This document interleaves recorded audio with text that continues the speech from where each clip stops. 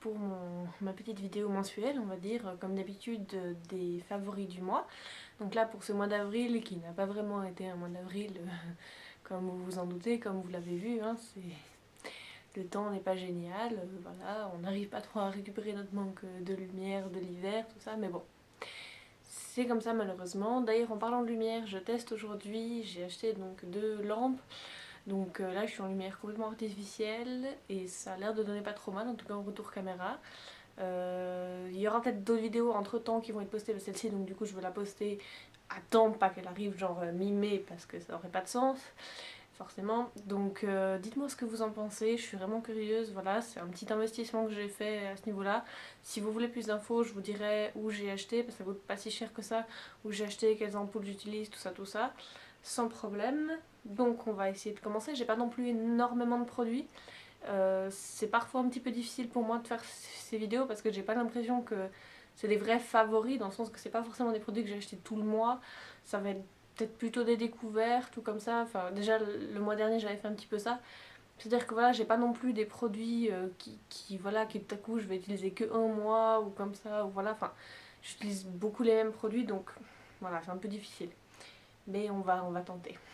Donc je vais commencer tout d'abord par un produit donc, que j'avais acheté à Londres, qui est le 3 Minute Miracle de chez Aussie. Donc c'est dans la gamme Freeze Remedy et ça c'est vraiment super. Donc tous ces produits aussi apparemment, pas que cette gamme, ont un peu une odeur de bubblegum comme ça. Puis ça c'est assez spécial, j'ai toujours peur de voyager avec parce qu'en fait ça se ferme pas, faut vraiment juste, voilà, faut vraiment juste presser et ça sort. Mais c'est vraiment bien quoi, c'est vraiment le truc, voilà, vous allez dans la douche, vous vous lavez les cheveux, vous mettez ça, vous lavez le reste du corps et à la fin vous rincez et vos cheveux ils sont juste tellement doux, tellement hydratés. Et puis voilà, moi j'ai beaucoup j'ai les cheveux assez épais de ça et qui partent vite un peu n'importe comment. Donc ça c'est vachement bien. Donc si vous avez l'occasion d'en avoir profité, c'est vraiment un très bon produit. Autant je vous dirais l'après-shampoing de la gamme n'est pas incroyable, autant ça c'est vraiment bien. Toujours un peu dans la gamme, donc c'est toujours des choses que j'ai achetées à Londres, forcément vous l'avez vu si vous avez vu mon haul, que j'ai acheté beaucoup de choses, donc forcément je découvre les produits quand même petit à petit. Et j'ai eu la chance, donc on est allé faire un petit tour au bain de Saillon avec mon chéri au début du mois. Et donc j'ai profité de tester le Flake Away de chez Soap and Glory. Donc c'est un gommage pour le corps, bon, c'est énorme, hein, ça fait... Combien ça fait ça? Je ne sais pas. Enfin, c'est un vachement gros pot quoi, donc ça se présente comme ça avec les petits grains. Ça a cette odeur un peu de parfum typique de Soap and Glory, qui sent très bon. Après moi je sais pas vraiment trop quoi penser. Le problème que moi j'ai avec tous ces produits Soap and Glory qui sentent vachement bon, c'est que justement c'est plein de parfums, donc pour les peaux sensibles ça peut vite être un gros problème. Et je sais qu'on est nombreuses à être comme ça, donc attention quand même aux réactions avec ces produits où il y a beaucoup de hype, beaucoup de blabla autour de ça. Faites quand même attention. Mais bon, ça je l'ai utilisé. D'ailleurs, je l'ai utilisé dans le hammam. Je me suis demandé est-ce que quelqu'un va me faire une réflexion sur l'odeur, sur le truc. Bon, il n'y a personne, voilà. Mais donc ça c'est génial. Et il y a la peau vraiment super douce à la fin. Donc c'est pas non plus abrasif, mais en même temps ça fait quand même quelque chose. Et c'est vraiment. Et puis la peau elle reste hydratée après sans que ce soit trop gras non plus. Pas comme un Copacabana de chez Lush ou comme ça. Donc très agréable à utiliser. Toujours dans les soins, on va dire ça comme ça. Je voulais racheter un nettoyant pour la peau. J'ai ce problème, voilà, d'avoir la peau très sèche ici et même qui pèle assez facilement de manière générale, mais avoir quand même pas mal d'imperfections là dans la zone T, ou plutôt moi j'aurais pu dire I parce que c'est vraiment en une ligne. Donc voilà, le problème d'arriver à quelque chose qui soit bien entre deux. Et là je suis en train de tester le doux nettoyant moussant à l'amande de coton de chez Clarins. Alors c'est pas extrêmement moussant contrairement à ce que son nom l'indique, mais en fait c'est un genre de crème. Pour vous montrer un petit peu la texture. C'est vraiment comme une crème en fait au départ qu'on peut étaler, comme voilà. Ça fait comme une crème un peu épaisse. Et puis en fait si on ajoute de l'eau, bien, de l'eau, et ben ça va mousser un petit peu comme ça et c'est très agréable à utiliser. Ça a une odeur un peu de savon en fait, enfin vraiment l'odeur savon typique style les savons en barre en fait. Moi je trouve que c'est à peu près la même odeur. Et ouais, c'est vachement agréable à utiliser. Moi je trouve que ma peau elle a l'air plutôt bien, elle réagit bien. Donc tout en ce que ce soit efficace quand même pour enlever les impuretés et tout ça. Hein. Donc voilà, pour l'instant gros coup de cœur là-dessus. Toujours chez Clarins d'ailleurs, parce que voilà, je teste des choses qui apparemment me conviennent bien, donc je suis assez contente d'avoir trouvé une gamme qui soit pas non plus hyper chère, mais qui, voilà, qui marche bien pour moi. Et là, avec le retour du soleil, avec les petites feintes qui nous fait tout à coup, hop là, je suis là pendant 3 jours et hop, je repars et hop, mais voilà, non. C'était pas pour de vrai, hahaha. Il a pas compris que tout le mois d'avril, en fait, c'était pas tout un 1er avril. C'était pas tout, c'est seulement le premier dans mon coin des blagues. Mais bon, je raconte n'importe quoi. Donc là, j'ai acheté l'écran UV multiprotection. Donc c'est un petit flacon qui fait 30 millilitres, qui coûte vachement cher comme ça. Je trouve que, bon voilà, d'habitude, les trucs chez Clarins sont un peu plus chers, mais pas trop. Ça, j'ai trouvé quand même très cher. Là, comme ça, j'ai plus le prix en tête, mais c'était plus de 40 francs, je crois. Donc ouais. Mais c'est vachement sympa en fait, c'est assez liquide donc ça se présente comme ça. C'est assez liquide, voilà ça.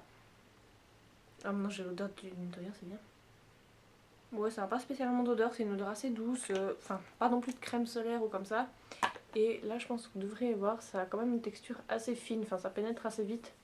Donc ça c'est tip top pour mettre sous le maquillage et apparemment justement c'est un écran solaire qui est censé durer à peu près 8 heures. Alors parce que le problème c'est toujours ça, c'est quand c'est qu'on a beau avoir du SPF dans nos fonds de teint, dans tout ça, ou même sous une crème solaire quand même sous le maquillage, ça va pas, ça reste pas pendant des heures quoi. Au bout de 2 heures, au bout de 3 heures, l'effet il est plus là donc c'est pas génial. Et donc ça c'est censé durer bien et donc il y a une protection 40, UVA, UVB, ce sans huile et c'est anti-pollution. Il y a un truc plus, je ne sais pas ce que c'est, PA++, bref. Mais c'est cool en tout cas, donc après si je pouvais avoir un clone de moi, un qui en met, un qui n'en met pas, pour vous dire dans des années, est-ce que l'autre clone qui n'en met pas a plus de rides que moi parce que ça a marché, parce que j'ai été protégée, ça je voudrais pas vous dire. Pour l'instant le soleil est en tout cas pas assez fort pour y choper de coups de soleil, j'en ai pas eu de toute façon pour le moment. Voilà, donc vous dire l'efficacité ou pas, je peux pas vous dire vraiment, c'est assez difficile mais c'est vachement agréable à utiliser. Et j'ai bonne conscience. Bon. Maintenant, si on passe plus au make-up, alors j'ai deux redécouvertes, on va dire, plutôt que des découvertes.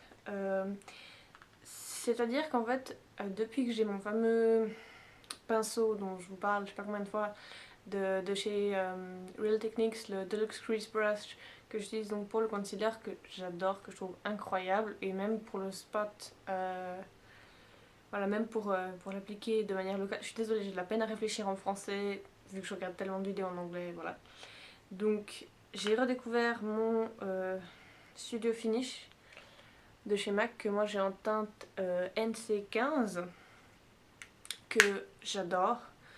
J'adore vraiment beaucoup, qui a donc une protection 35 quand même, à la base de indice 35 de protection. Donc c'est vrai que ce produit que je vous ai dit avant, mettre sous les yeux, moi j'ai de la peine à mettre d'autres produits que les crèmes pour les yeux sous les yeux. Donc ça c'est bien. Et voilà, et ça avec le pinceau, franchement, mais voilà, il y a beau avoir tout le hype et tout ça du fameux concealer de chez Collection, machin, voilà, celui-ci il est incroyable. Et j'ai aussi redécouvert un petit peu plus luminisant, illuminateur, le anti-cerne tenseur de chez Make Up For Ever. Donc il n'a pas une couvrance de malade, mais il a vraiment un effet booster et j'aime vraiment. Donc petit souci de carte mémoire, j'espère que ça va filmer. Donc j'ai voilà, l'anti-cerne tenseur de chez Make Up For Ever qui est vachement bien. Voilà, qui me fait vraiment l'effet illuminateur, tip top. Toujours dans l'histoire du teint et donc des découvertes de l'ombre, encore. J'ai le Instant Radiance Foundation de chez No. 7. Donc ça, c'est vraiment le truc typique pour celles qui aiment le Bourjois Elfie Mix, qui vont aimer le Face and Body de MAC, qui vont aimer, enfin voilà, qui étaient des fans comme moi, très triste qu'il ne soit plus fait du Pro Lumière de chez Chanel ou du Vita Lumière Aqua, enfin cette sorte de choses. Des fonds de teint qui vont parfaitement bien aux peaux sèches, qui veulent l'effet dewy comme ça, bien lumineux. Donc ça c'est parfait. Ils me disent voilà, c'est un boost de radiance pour les peaux fatiguées et stressées. Donc c'est hypoallergénique, il y a une petite protection de 15, bon voilà. C'est vraiment très très agréable comme fond de teint, qui a un petit peu plus de couvrance. Je dirais qu'il il est un petit peu entre le Face and Body de MAC et le Healthy Mix de Bourjois, à peu près, parce qu'il a un petit peu plus de couvrance, mais il a un peu le même fini. Donc si vous voulez voir le fini, vous allez voir les vidéos des Pixiwoo, elle l'utilise beaucoup. Moi quand je l'ai acheté, voilà, là j'ai la teinte Calico, donc c'est la teinte la plus claire.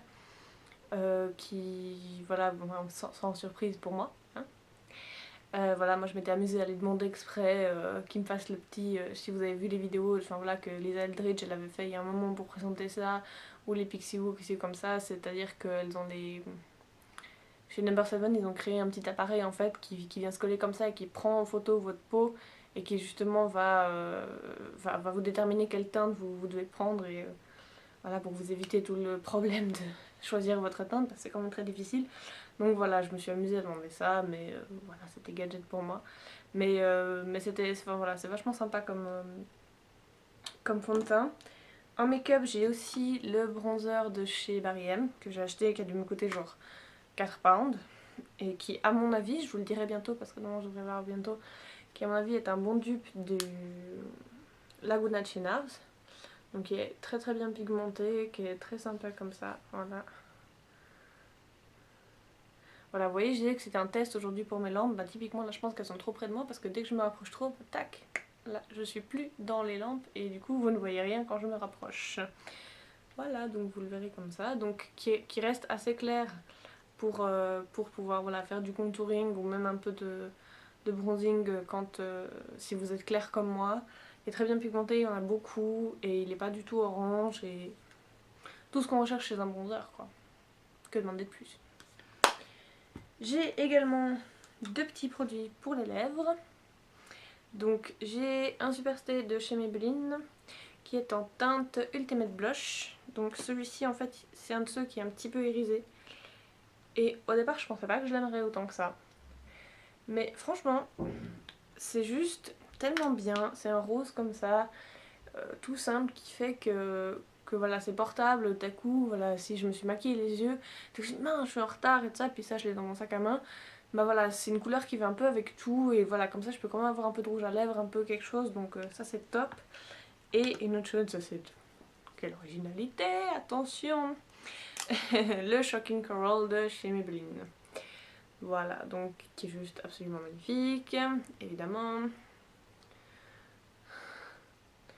Voilà, qui ne paraît pas aussi flash là à la caméra qu'il ne l'est. Enfin voilà, je pense, enfin, dans le bâton vous le voyez bien, enfin c'est vraiment un truc bien néon, bien.